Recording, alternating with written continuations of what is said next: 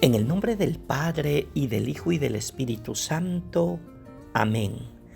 Proclamación del Santo Evangelio de nuestro Señor Jesucristo, según San Juan 1, 35, 42. En aquel tiempo estaba Juan el Bautista con 2 de sus discípulos, y fijando los ojos en Jesús que pasaba, dijo: Este es el Cordero de Dios. Los 2 discípulos, al oír estas palabras, siguieron a Jesús. Él se volvió hacia ellos y, viendo que los seguían, les preguntó: ¿Qué buscan? Ellos le contestaron: Rabí, ¿dónde vives? Rabí significa maestro. Él les dijo: Vengan a ver. Fueron pues, vieron dónde vivía y se quedaron con él ese día. Eran como las 4 de la tarde. Andrés, hermano de Simón Pedro, era uno de los 2 que oyeron lo que Jesús el Bautista decía y siguieron a Jesús. El primero a quien encontró Andrés fue a su hermano Simón y le dijo: Hemos encontrado al Mesías, que significa Cristo. Entonces lo llevó a donde estaba Jesús. Jesús lo miró y le dijo: Tú eres Simón, hijo de Juan. Tú te llamarás Kefas, que traducido significa Pedro, es decir, roca. Palabra del Señor. Gloria a ti, Señor Jesús. Saludos abundantes para todos en este miércoles de la Feria del Tiempo de Navidad. Nuestro espacio Palabra, Espíritu y Vida. Unas reflexiones en torno al Evangelio que escuchamos. Primer punto de reflexión. Juan no busca protagonismo. La figura de Juan Bautista parece como la de uno que no busca protagonismos, pues al reconocer en Jesús que es más fuerte que él, no duda en indicarlo y sugiere a sus seguidores, a sus discípulos, que ahora deben seguir a Jesús, porque él es el Cordero de Dios. Juan incluso va a decir: conviene que él crezca y yo disminuya. Qué increíble en estos momentos en que tanta gente busca poder. Juan, señalando a Jesús, dice a sus discípulos: ese es el Cordero de Dios. Centra, por tanto, la atención suya y de sus discípulos en el Señor.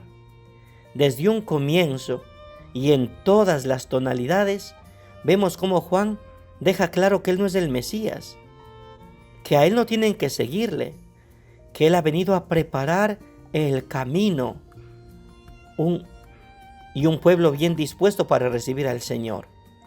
Segundo, un encuentro que convence. En esta segunda escena hay un diálogo entre Jesús y sus discípulos. Jesús se da cuenta que los siguen, se vuelve y les pregunta: ¿qué buscan? Para decidirnos por un seguimiento de Jesús, es necesario tener bien claro nuestras metas y deseos. Es necesario ponernos en camino como buscadores de aquel a quien siempre nos está esperando. Ojo, no es que nosotros lo sigamos, es siempre Él quien toma la iniciativa. La respuesta de los discípulos es sencilla y profunda: Maestro, ¿dónde vives? De otra manera de decir: queremos estar contigo, invítanos. En realidad, eso fue lo que hizo Jesús. Vengan y vean. Él no se perdió en darles una dirección o en describirles un lugar. No, vengan y vean. Es importante escuchar al Maestro. Jesús nos dice que pasaron con él el resto del día, pues eran como las 4 de la tarde. Pero las cosas no terminan allí. Cuando las experiencias son profundas, uno no se puede quedar con ellas sin compartirlas. Y eso es lo que sucede al final. Tercera reflexión. Andrés comparte su experiencia con el primero que encuentra, a su hermano Simón. Lo hace con una frase significativa: hemos encontrado al Mesías. No se limitó a contarle que habían encontrado al Mesías, sino que lo llevó hasta donde estaba Jesús. Es una mediación perfecta. Esto debe suceder siempre con quienes encontremos en el camino. No solamente hablarles de Jesús, sino llevarles ante Jesús. Es importante notar también cómo se va descubriendo la identidad de Jesús. Juan lo presenta como el Cordero de Dios.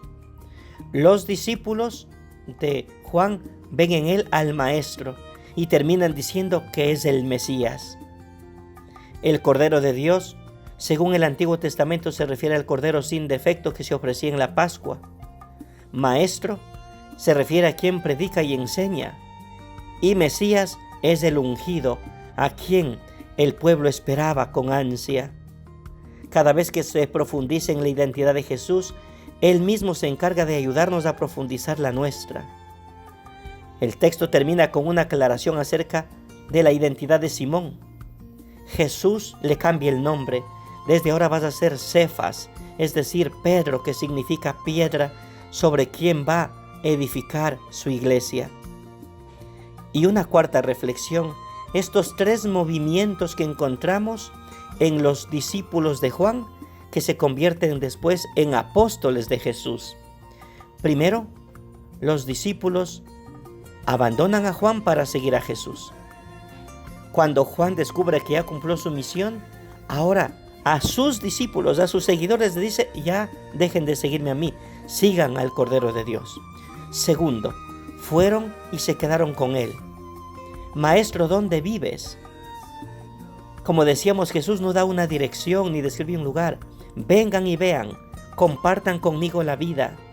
Y un dato interesante, dice, eran como las 4 de la tarde. Este dato del Evangelio podría pasar desapercibido, pero no, tiene mucho contenido. Son contados los pasajes del Evangelio de la Escritura donde se indican la hora.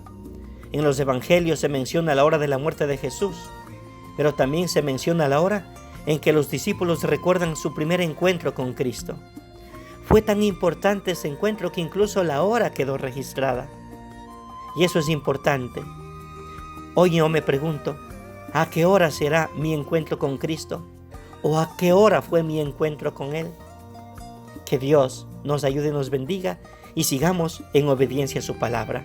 En el nombre del Padre, y del Hijo, y del Espíritu Santo. Amén. Abundantes bendiciones y un santo día.